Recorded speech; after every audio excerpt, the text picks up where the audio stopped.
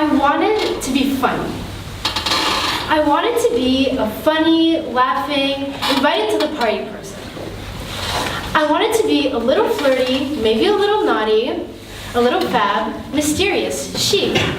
I wanted to be fun.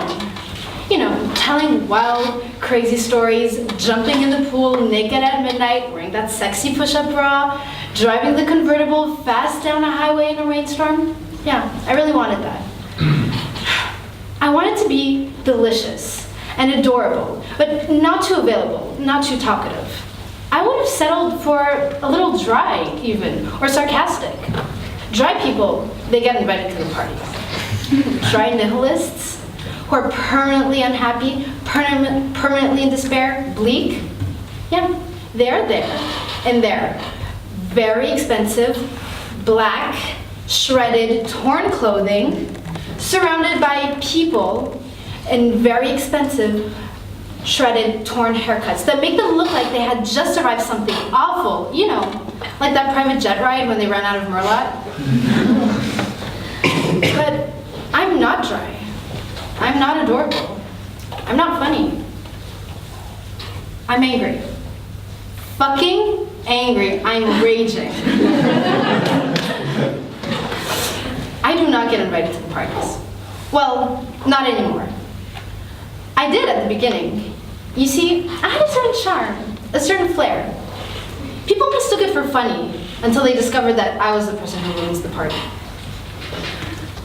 I'm that person who interrupts the pleasure, brings in the rest of the world, like a brutal Chicago winter wind. I was the person who, for some reason, has to see it, say it, and make everyone aware of it.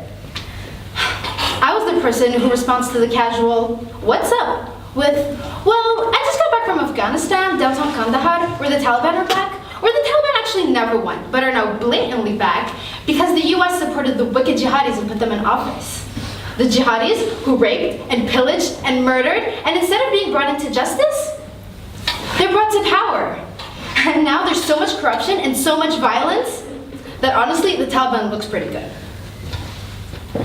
I'm that person who doesn't stop there, who has to go on, because being at this party makes me even angrier.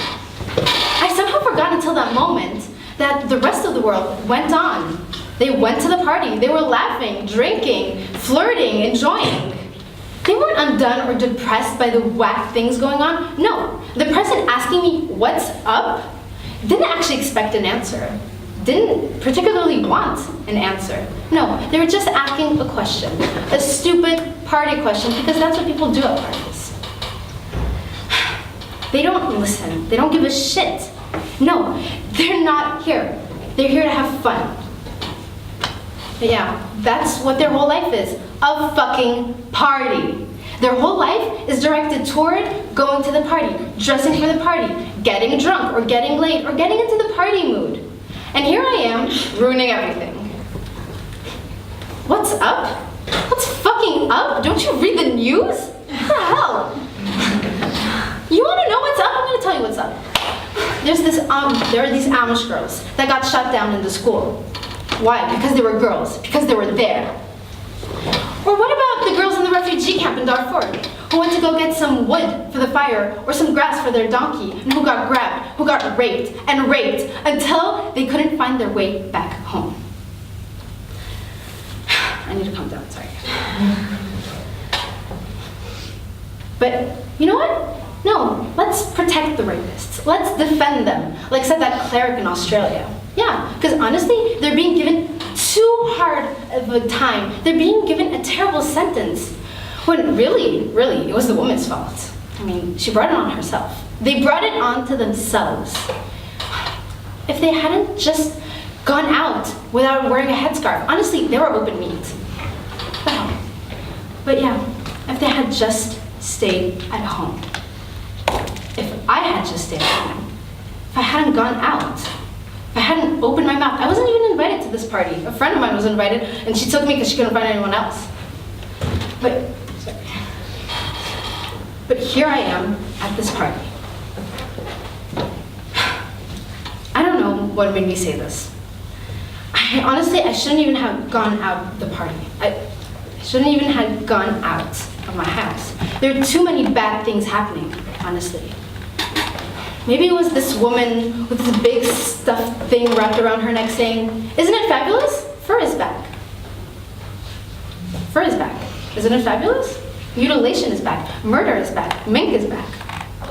Mink always makes me think about women. Not just that women wear minks, but that there's something about how women are raised to serve, raised for slaughter. Something about being so beautiful, being so soft and warm, that people have to wrap you around their necks, or rape you, or shoot you in the head, or beat, or slaughter you. But fur is back. Fur is back.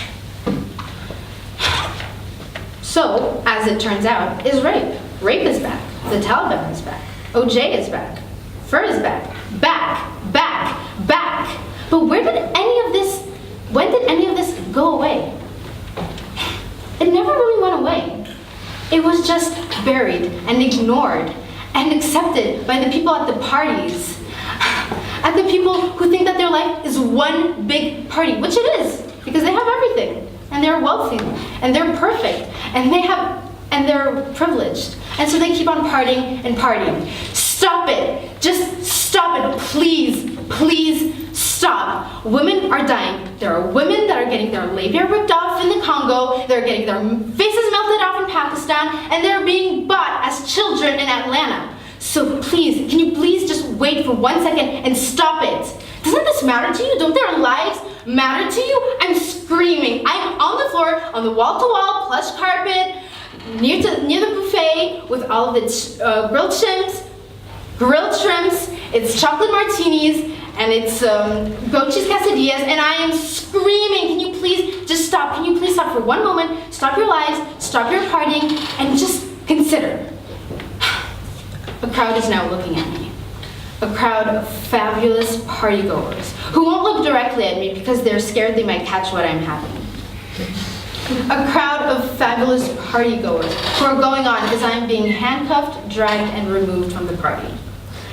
I don't move. I can't move. I just lie there on the street against the building and I open my eyes. I'm looking up, straight up.